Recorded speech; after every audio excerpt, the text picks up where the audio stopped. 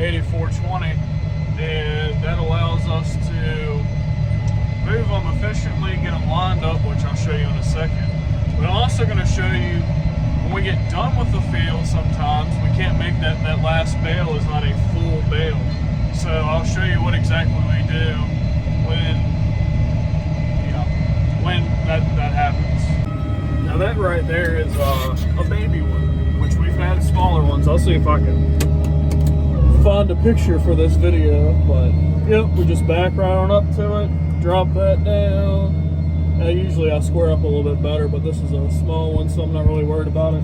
Go up to it, hit that one, pinch it in. Yep, then it kind of lifts it up a little bit, and then you pick it up, and then you're good to go. Yep, moving bales, spinning around. Yeah, with the weight on the back, you have to use the brakes down here to steer. Farm truck. So this is a good representation. So what I do when I back up is I line between those between the rows and back up to this next bale. Usually you can't see it with the bigger bale on here. I go to this bale and then I kind of tap it and I let the tractor roll forward a little bit, and then I go and I drop it, and then I'll put it from full up, wrong one, then I go and I unpinch it and then take off, and boom. Just as simple as that. All right, so I'm gonna go get another big one and put it in front of that one. But yeah, see, I got these lined up, and maybe I'll try to get a module truck going to pick them up. I don't know if I got a video on my phone or not, but I'll see if I can. Maybe they'll come and pick some up, because we still got some way in the back of this farm. It's a pretty good sized farm we're on right now. But I'll see if I can get a video of them coming to take the dump body, and it's got chains on it, and it just scoops all four or the full set of bales up, and then they go on to the cotton gin. All right, so I got the last one for this farm, and I can't tell you how many we made at this farm. This particular farm that we're on right now is probably about, all the fields combined are probably just above, between 200 and 300 acres, somewhere in there. I want to say 250, and yeah, it's a lot of bales, so it's like crazy. But we're gonna set this last one down. There's Nathan cutting stalks. Everybody waving Nathan. Yep, got old Nathan coming on back here. Here he comes with the old 4755. Get him to cut some stalks. Oh, my glass is really dirty, but yeah, we use that 25-foot flail mower. It just does such a great job at shredding those stalks up, because as you may know, cotton is pretty much a small tree. But yeah, we'll shred them right on down. Yeah, check that out. There you go. Mowing them down. And there you have it, folks. We got lined up cotton bales. Set of 3, set of 3, set of 4, another set of 4, and another set of 4.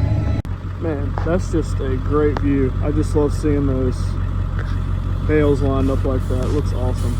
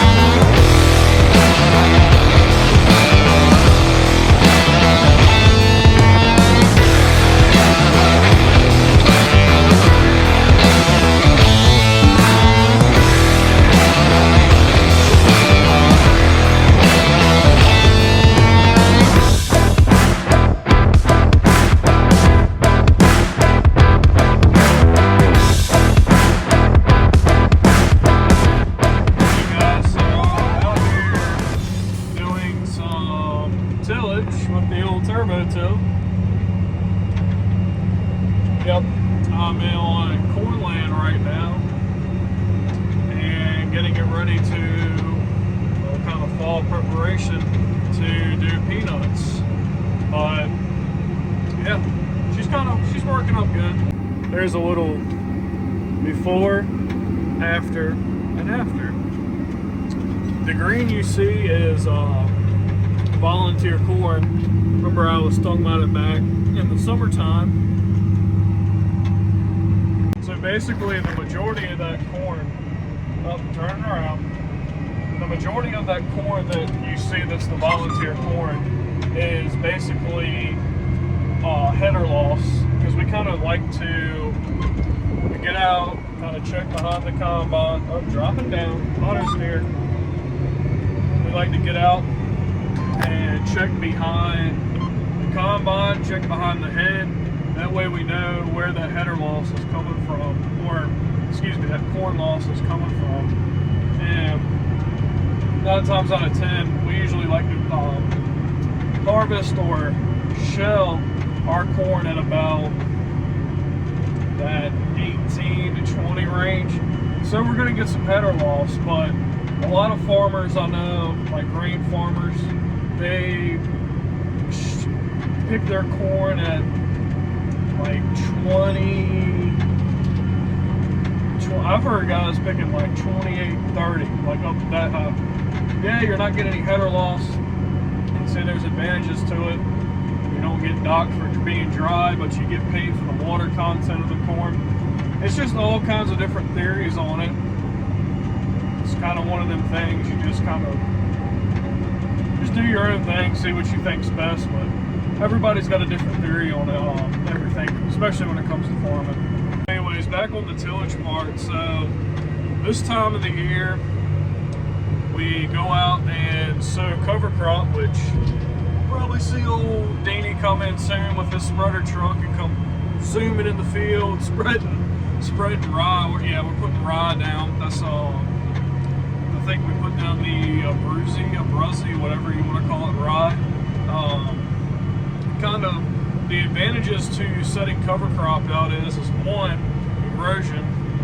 If we get a heavy downfall or it just gets really dry, like a downfall of rain, or if it gets dry, we're basically, I'm trying to get my thoughts straight, excuse me. It's acting as kind of like a preventative for erosion, because the way the roots get down in that soil, it's kind of holding that soil together. Here comes Dean. I'll see if I can get him going down the field. Yep, so there goes old Dean in the old spreader truck throwing out some rye. Zooming, waving. Yep, throwing rye on out. So he comes up, puts that rye down. Then I basically take the turbo till back here and probably going down a couple inches or so and kind of working that rye in. That way, one, we're kind of leveling out the ground for next year. Two, we're leveling it, getting the ground, leveling the ground out. And two, we're working it in so we get more of a better stand. Up, he's out there. He goes again, outrunning me. Go, Dean, go! So I'm in like these butter beans. They didn't make it through the dry spell we had. But look how they're just leveling it right out. Look at that. Leveling it right on out. We're going from this to that. Thing's doing one heck of a job. There goes old Tip with the model truck. What's going on, Tip? I'm pretty sure those are some of our cotton bales right there. Rolling to the gym. I'm making the last few passes, and look what's coming across the distance. It's raining. From what I've seen, ooh, that's a big raindrop. From what I've seen, it's supposed to be a pretty decent thunderstorm, so we'll see what she ends up doing. Yep, I got raindrops hitting the hood. Couldn't ask for a better time for it to come in though. Not during harvest, but you know, finishing up this farm. Oh yeah, it's raining good. I think I put the windows up in the old 730. But I'm still able to get these ends done. I'm not quitting until I have these ends done. Don't quit till the job gets done, or you're about to get stuck. Then you're screwed. Well, there's the end of the rainbow right there, and I don't see any gold. It goes that way and down that way. What? Where's the gold? I was gonna take Eat Wonder and go buy a new cotton picker, but nope. No gold for me. Oh well. Maybe next time. Well, just from doing those little bit of ends, got a little bit of mud on the wheels now. Oh well. Anyways, guys, thanks for watching. Don't forget to like and subscribe, and I'll see you in the next one.